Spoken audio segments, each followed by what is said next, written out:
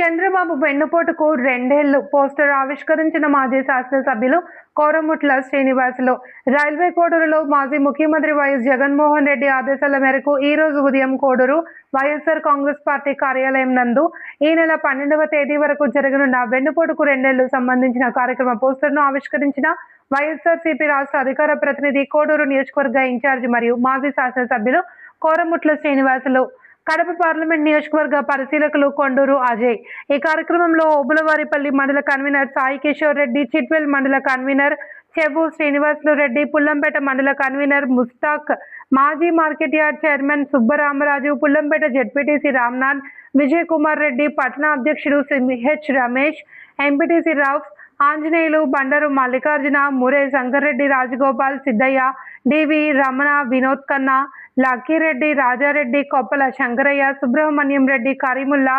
నర్సారెడ్డి తదితరులు పాల్గొన్నారు.